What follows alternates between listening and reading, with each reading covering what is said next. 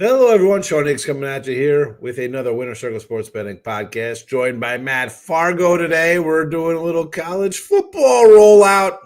Big 12 action for today. Before we get into that, you're here, you popped in, you found the channel. Super. Hit the thumbs up like button. Notification was on. Share, subscribe, do all the good stuff there. Leave a comment on your Big 12 pick for maybe you got a win total you like. Maybe you like somebody to win the conference here, or maybe even a run at the Natty.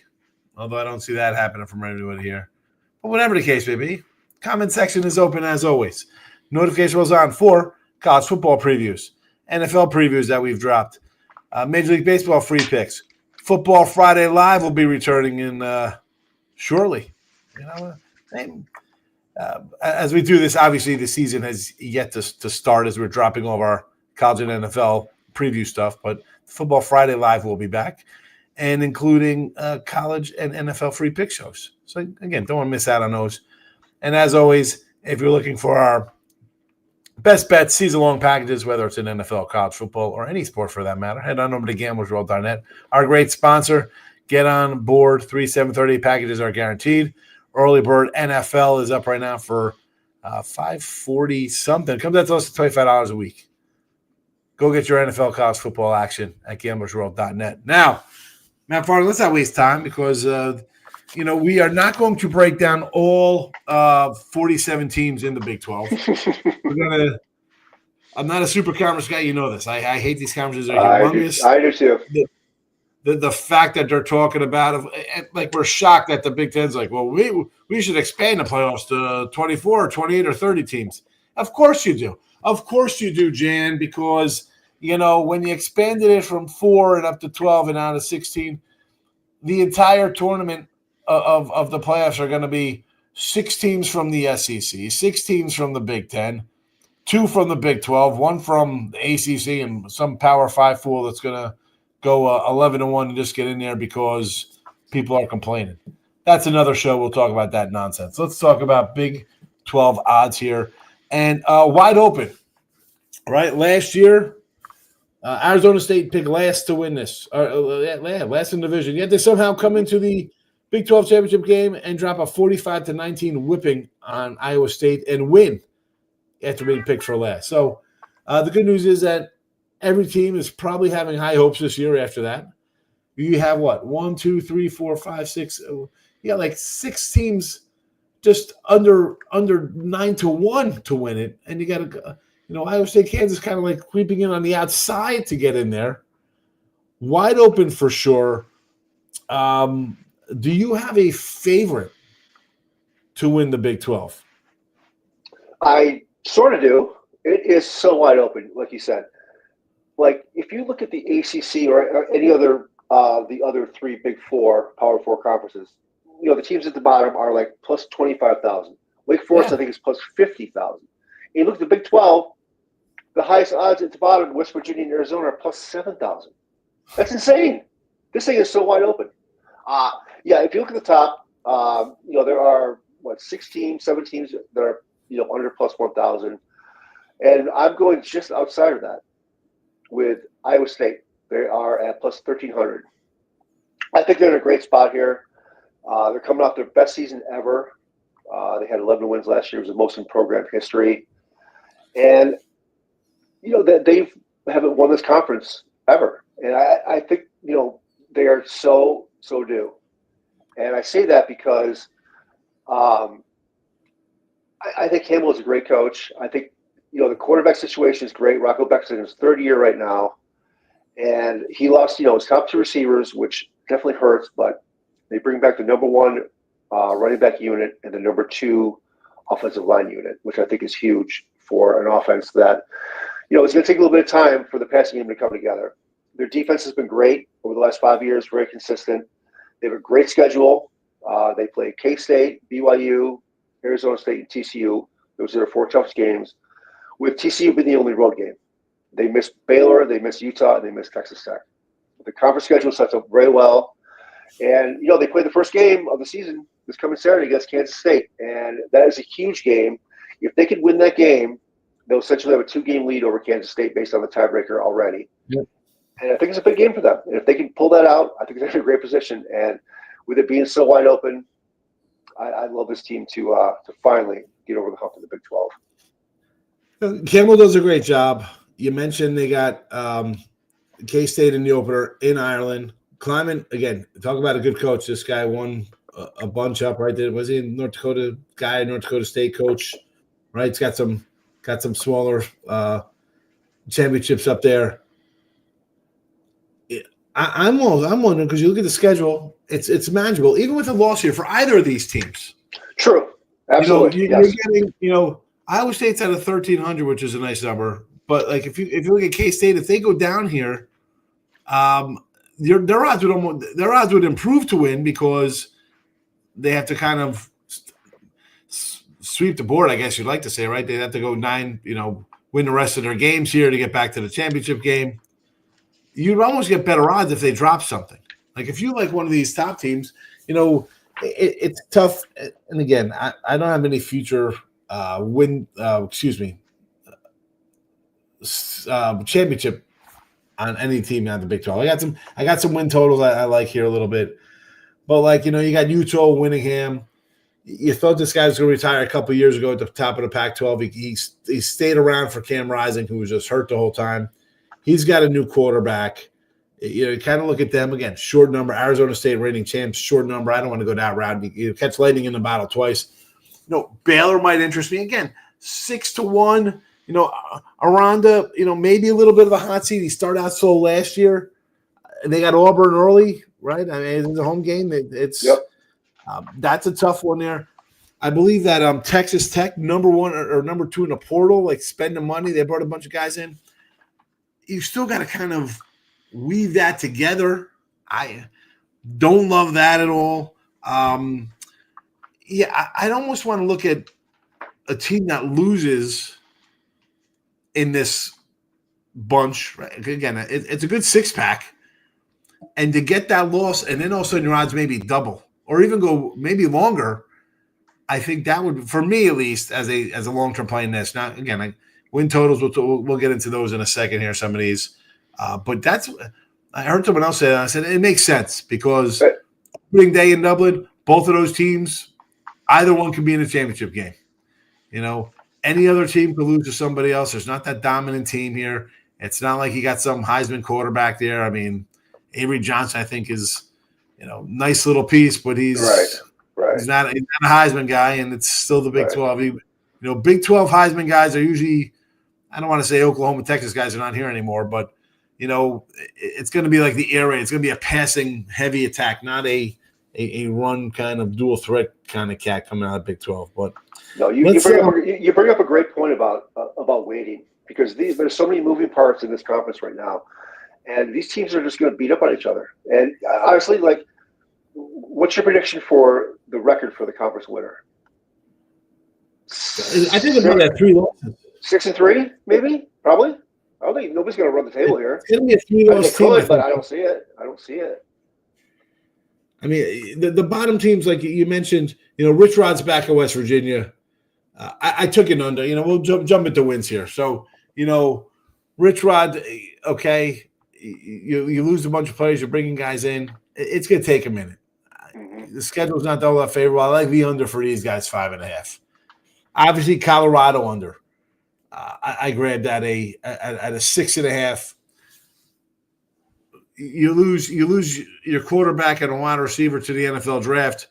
This is Colorado. This isn't a big name school bringing in. And yes, he's got a 4 or 5 star coming in. He's got a transfer who's pretty good at Liberty. But let's be honest. If this team I know Deion had some health problems. Yeah. That's a big loss.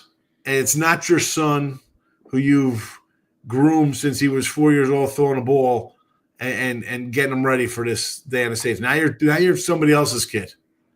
I can't really jump into that. So Colorado under, and it's come down. It's 5.5 now. I got earlier was 6. Obviously, I see it at 6.5 was my latest. Yeah, and look at their schedule, man.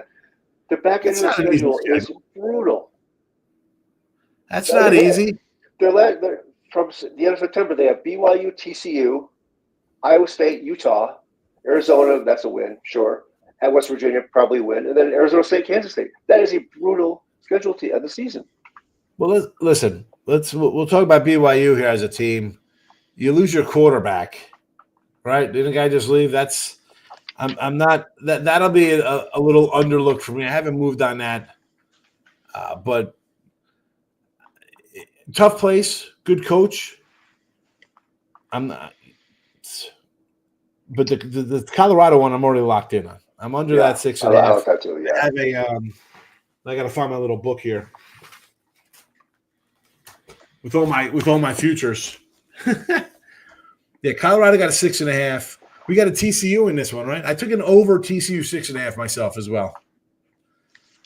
West Virginia under 5.5. Those are I went future wise here. Those are my futures in conference play in hand. I'm with Colorado. The Colorado under, I was definitely on that one. TCU, I kind of like the under that one just because I think they were coming off a big year last year. They're losing a lot of guys, but that one is kind of hit or miss, right? 6.5. And one of the overs that I like is Oklahoma State. Believe it or not, they went 0-9 in the conference last year. It's 4.5. I mean, it seems like Gundy had his worst year ever, and he's been there for 21 years. And, I mean, that's another guy who maybe should have hung it up after. You think? I don't know. I don't know about that. I mean, they have Oregon, to their second game of the year. That's a sure loss. They got Tennessee, Martin, and Tulsa. Those are two wins right there. Where are they favored on their schedule? Those are 2 wins right there. They're going to be favored by home against Houston and home against Cincinnati back-to-back after they play Arizona, which that could be a win as well. They could have 5 wins by the end of October, in my opinion, before the schedule really ramps up. And they came into the season last year as favorites. They were the most experienced team in the country, and they just sat down. And they opened 3-0, and they ended up going 0-9 in the conference. I think people are just going to look at them like this is a team, on a downward, kind of a downward spiral. But I think Gundy gets them back up. I really do. 4.5 seems low to me. It's juiced out at -160 right now, which isn't, a great number. But I think this team becomes bowl eligible this year. I really do. So Gundy again, nice established guy, maybe tail end of his career. Whittingham, same kind of thing. Maybe he's here for a last hurrah. Rich Rod back as his old stomping grounds. Another old kind of guy. See how he responds to the nil kind of nonsense now. We do have a return home for Scott Frost, and not back to Nebraska. Yep. He's back at UCF. I don't know what they'll be like this year. I got no real opinion on them. I think they'll probably get the program back up to where it was when he left. He likes that high motion offense, or get the ball going. With a high tempo, whatever you want to call it. It's good for Orlando. Teams come down there. It's hot. It's humid. Whether it's September or November, it's tough to kind of get used to there. I like that hire. Another old cat here I kind of want to look at. Maybe my sleeper upset team is Houston. Mm-hmm. Willie Fritz. I look at the schedule, 6.5. Stephen F. Austin, Colorado, Arizona, West Virginia, TCU. So, again, I got a TCU under, kind of like that, right? Get behind that one. West Virginia, I think, is in a rebuild. I like that as an under. I like Colorado as an under. Stephen F. Austin, team they should beat, and you got Arizona. Right there, I got 5 wins in my pocket. You take care of business. Besides the fact that a bunch of my son's defensive line teammates are all on this team. Couple scholarship guys here. Nice. Yeah. One guy's redshirting, so he's pretty good. The other kid's gonna get a chance to play, and somebody else might be a cut or something. But a few of those cats are there. Then they have Rice. I want to say it's a rivalry. I mean, people might think it's not a rivalry. Rice and Houston, it's in the same town. They're right around the corner from each other. Right. So that's a road game. Will be a little tough, but again, you should beat Rice, Houston. You should beat them. Oregon State, Oklahoma State, and UCF. Again, we mentioned UCF, new coach, might take a bit. Oklahoma State on the road, not loving it. Oregon State, who the heck knows with the Pac-12, but this is my sleeper kind of team that might steal some wins, and over 6.5, I think, is very doable. Yeah, unfortunately, we don't have much variety in this podcast because they're my sleeper team too. Willie Oh, Fritz, really? All right. Yeah. I mean, Willie Fritz in his second year, like what he did at Tulane was remarkable. With who goes to Tulane, right? He'll have better talent here, like you mentioned, and the schedule sets up very well. 6.5 might seem kind of high, coming off a 4-8 season, but the schedule sets up really good. Stephen F. Austin, as you mentioned, Rice. I think it's a sure win. Colorado at home, at Oregon State, that could be a win as well. Yeah. And then at Oklahoma State, I said I like over there, but it's a possible win. It's a toss-up, sure. Hosting Arizona, hosting West Virginia, yeah, they are going to a bowl this year for sure. Whether they can get over the 6.5, it could be a toss-up, but I think everything points towards it. And honestly, sprinkle some on plus 4,000 to win the conference. We saw it last year with Arizona State plus 10,000. Why can't plus 4,000 win? And listen, folks, we don't talk beforehand. We do sleeper. We send out like kind of teams we like here, just kind of general talk or who we like to win it. So we had the same team. It happens sometimes. Was that meant to be that way? I mean, there's so many teams, but I guess great minds think alike. We kind of look at something the same way. We think the value there is with Houston, and it would be one of those teams where you jump on this one early because it is long odds. It's not; they aren't in that top echelon of odds where it's 5-1, 6-1, 8-1 kind of stuff. They're a lot further down the road. Things break right. You never know. We saw last year with Arizona State winning this one, picked for last. Now Houston's not picked for last, but they're a little bit further down the road than some of these other squads. Another team I might be interested in would be Kansas. I think Leopold is a great coach. Yeah, we came over from Buffalo and just completely turned that program around, and he turned Kansas around. And if Jalen Daniels is healthy, yep, they could make some noise. Unfortunately, he's been hurt. I think definitely last year. I think the year before his back was giving him issues as well. But that could be a team to look out for. Their schedule is pretty tough, unfortunately. But it's a tough schedule. Yeah, that's the only drawback. I'm looking at it right now. It's like, oof. 8 wins. I mean, if they get 8 wins, Daniels is having a monster year, and the defense is definitely improved. Yeah. I mean, the defense, he's been here for 5 years. The defense has gone from 46 points per game allowed in his first year. Or no, I'm sorry, that was before. 42.2 down to 35, down to 26.5, down to 26. It's improved every year. The last couple of years has been, pretty even. But if Daniels can stay healthy, this team can make some noise, I think. I really do. Yeah. It's just, I mean, it's a tough schedule. Look at this. Yeah, it really is. That's the drawback. That's the drawback for sure. I mean, even Missouri's, I mean, not like you grab some, that'll be a tough game. Yeah. All right. So I was going to ask if you sort of like any other team. So Kansas would be our team there. What do you think about Arizona? And then, we'll kind of wrap. We've covered a couple things. We already talk about Arizona. Their new coach was a Mountain West Coach of the Year. Bad year last year, 4-8. Fish had brought some guys in. They left. They followed him out at the door. We got I don't know. Cincy, I think, is in a not turmoil kind of year, but the coach got to do something there. Arnado needs a big step. I think we kind of covered the top teams here. Pretty much covered the crew here. Got anything else to add on anybody else here in this? I mean, I'm looking at the Arizona schedule right now. They're 4.5, right? 4.5 win total.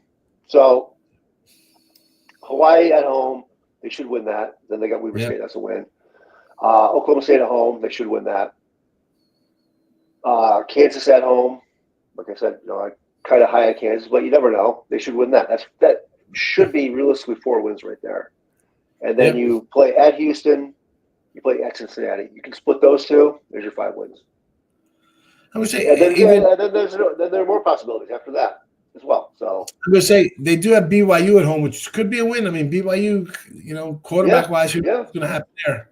Sound like you're going to BYU. Yeah, and Brennan came into a tough situation last year. He came in late, when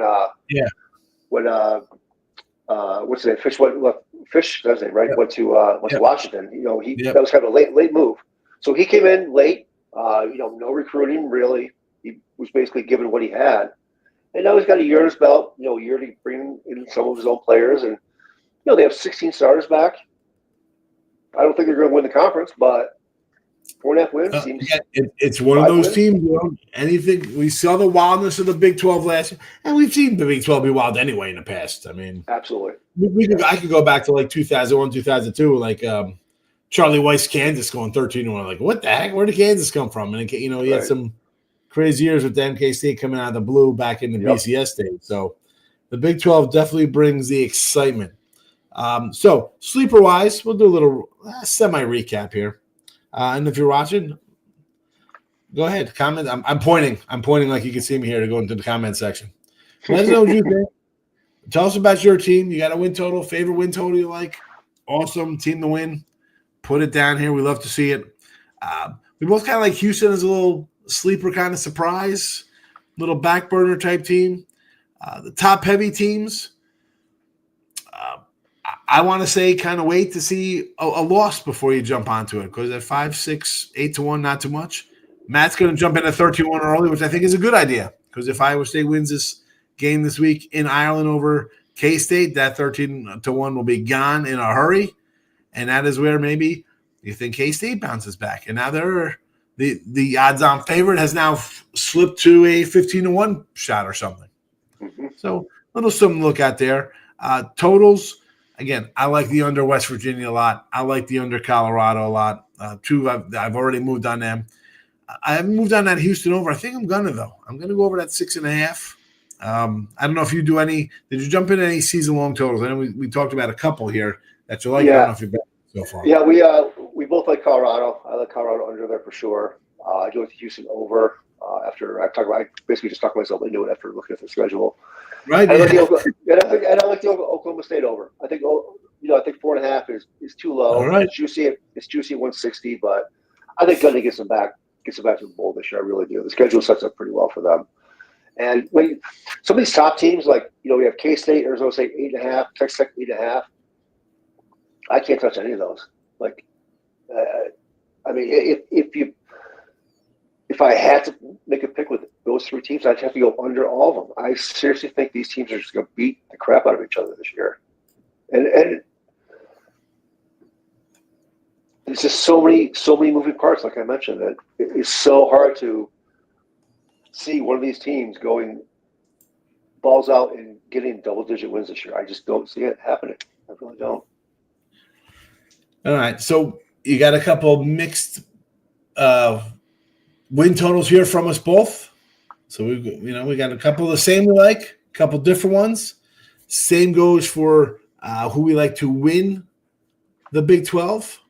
Matt's going to jump down early on a nice Iowa State here. I'm going to sit back and think about maybe one of these teams, top teams at a better number. Well, if anything, again, you don't have to bet the Big 12 just because you're a Big 12 fan.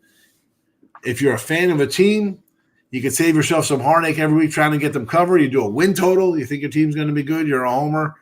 Do a season-long win total. It'll save your bankroll every week as opposed to hurting you every week trying to cover spreads. Don't worry about it, especially if you're a fan of a team that's going to be favored in 9 of their 12 games. Let's take the win total. And that's that. Listen, a little Big 12 action here. We talked about it. If you want our best bets here in the Big 12, college football, any conference for that matter, at thegamblersworld.net. We're looking forward to another good season of college football. I know I'm excited. I know Matt's excited. You should be excited too. Gamblersworld.net. Go get an early bird.